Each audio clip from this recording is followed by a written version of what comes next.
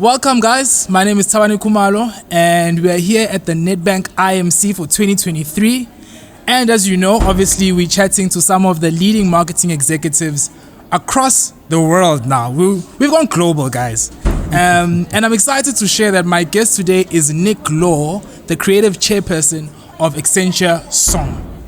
My good sir, how are you? I'm well, thank you. It's good to be here. Thank you. So just a quick rundown, right? Yeah. CMO Corner, we talk to like leading marketing practitioners, and I'm so honored to have you here. Oh, thank you. It's good to be here. So let's get to the meat. And the meat is obviously what you're going to be discussing later on inside. But the first thing is, if I look at where we are as marketers currently, everyone is blaming AI, Nick. And they say, AI is going to take our jobs. Yeah. Like, what are we going to do? So where are we in terms of AI and just technology within our space currently? What are your thoughts? Well, it's very early, so that's the first thing to note. But it's moving fast. Yeah. And it's moving fast for two reasons. One is that we're moving from artificial intelligence being done in sort of separate and isolated locations. Yeah. To there being these general purpose models, which means that when you connect all the world's information in a model, then you can start overlaying different applications on top of that general purpose model. So it's very flexible, and people can move quick. And the other thing that's happened is it's become democratized. So any of us can go and use one of these tools. It's not hidden behind any sort of technical barrier. It's and so it's moving very quickly.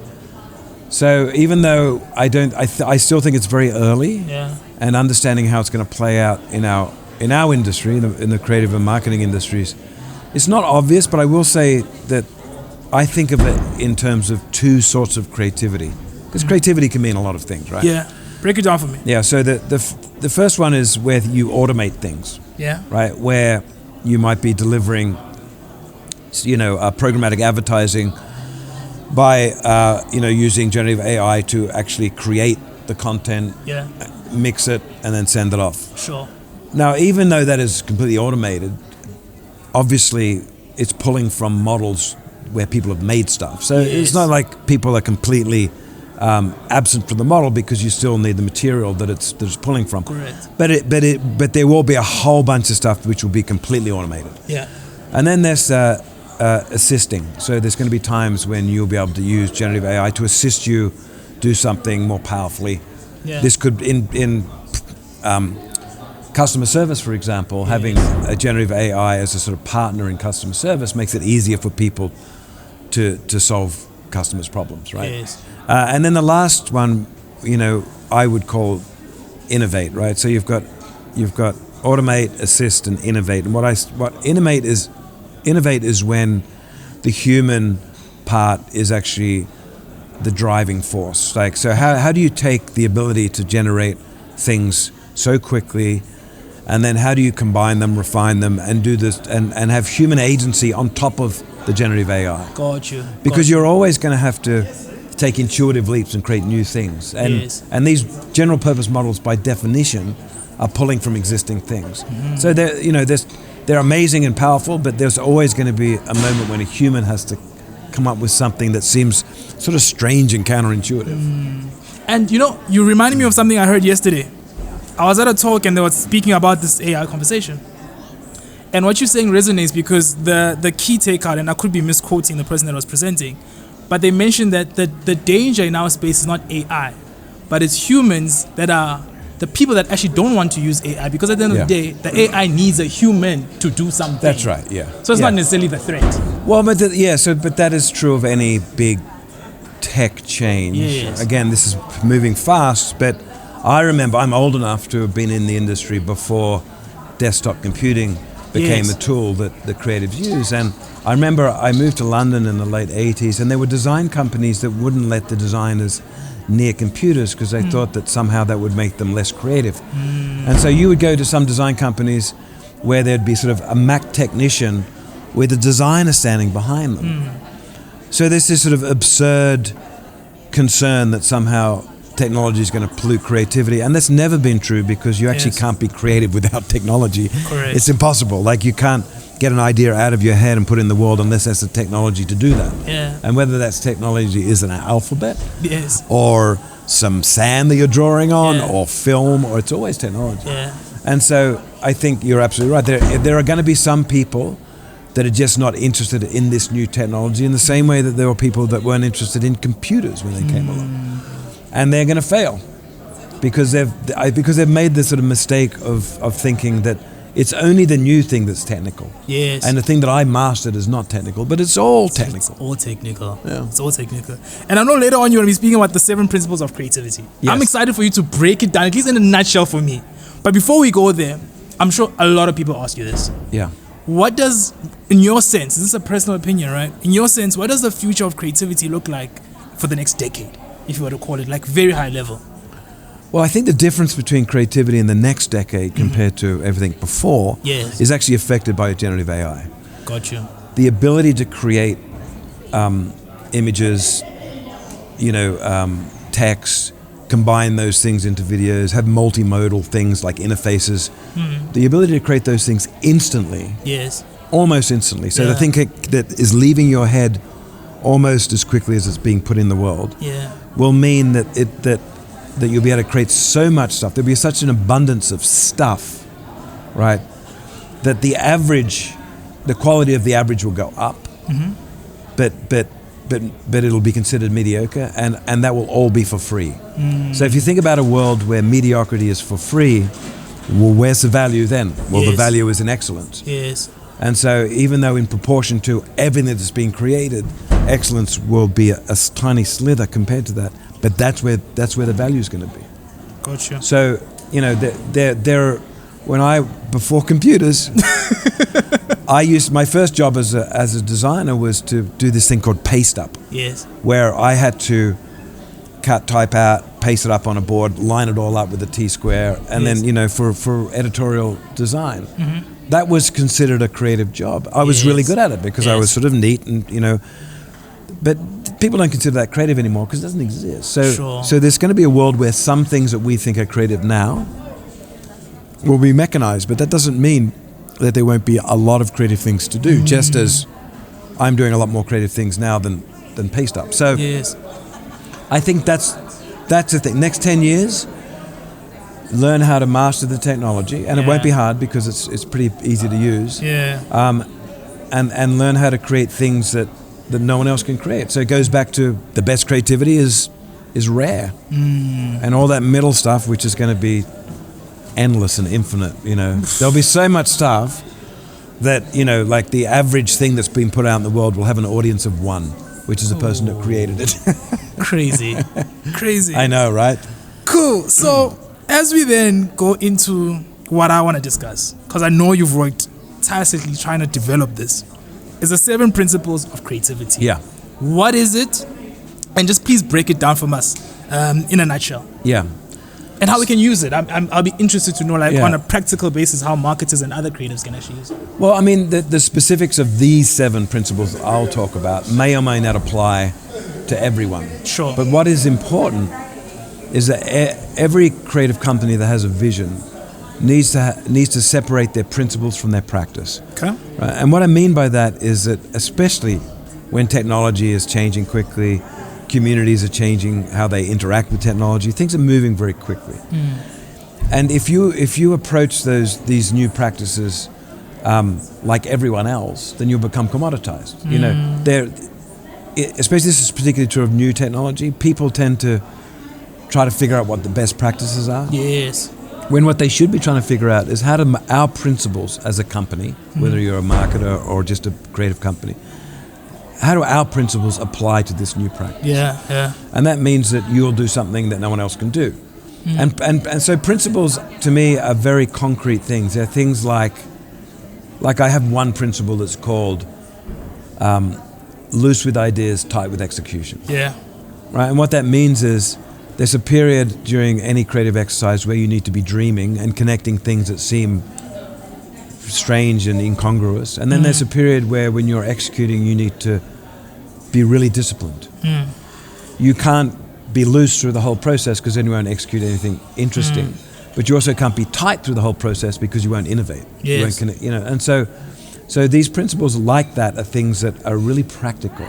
So I should be able to go into a meeting with a creative team and say, you need to loosen up, guys. Yes. Loose with ideas. And then I should be able to go in and see a production of something and say, well, you need to hammer this down. This is not good enough. You need to get really tight.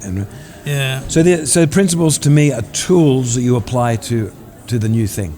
Whatever that new thing is, apply this principle. So each of these 7 principles are things that you can abstract into a new practice. Got you. You've got one that says start in the middle. Yes.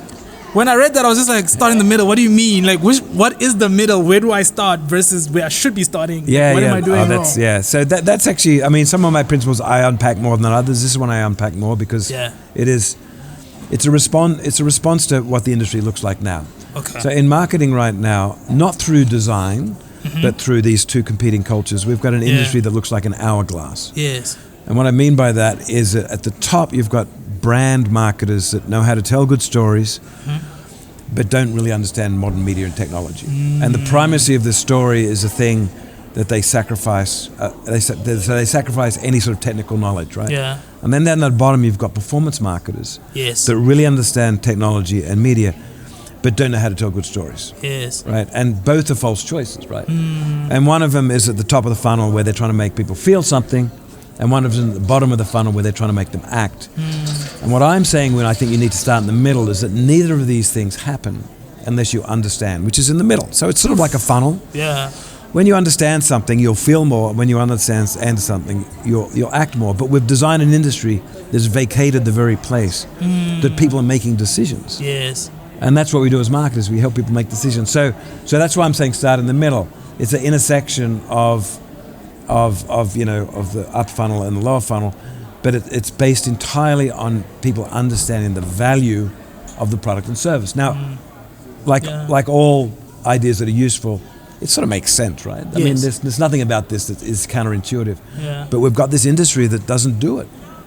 So So and what's the reason? Why don't we do it? Because of these 2 cultures. Because we've got people at the top that make beautiful things that no one sees. Yeah. But they're satisfied because they love beautiful things. Yes. And then maybe they'll get an award for it at some big award show. Yes. Because the jury will see it. Yes. Right? True. And then you've got people down the bottom that make ugly things that everyone sees. because all they're interested in is the pipes. Yeah. They don't care what goes through the pipes because they're mathematicians. We need both. Yeah. And that's another thing about the middle is a place where things connect, and almost everything that is creative is about synthesizing, about connecting. I love that. Yeah. I love that. So lastly, I don't want to go through all of 7. I can't even remember them. Yeah, you can't even remember them. But the one that also intrigued me is singular vision, collaborative culture. Yeah. Someone might argue that once there's too many cooks in the kitchen, in this collaborative culture, it kills the creativity or maybe the output of what you're trying to do. That's why you need a singular vision. But you advocating for collaborative culture, but a single vision. Yeah.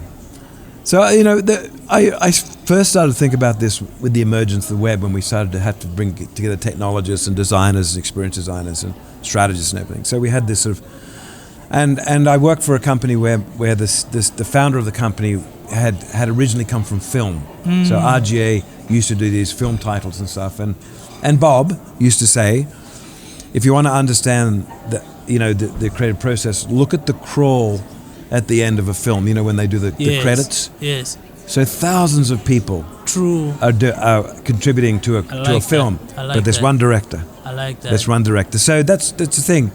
The way that you get away from consensus and committee, which never, there's no point of view, it just ends up being soft, and is that you have a singular vision, and the collaborative culture is to respect that vision, is to work towards that vision. Yeah, so you don't want a whole bunch of ideas and then people not working together. Sure.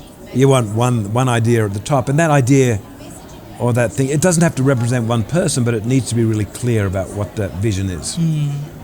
Because we live in a world where, sometimes a vision comes from a few people, but it rarely comes from 100 people.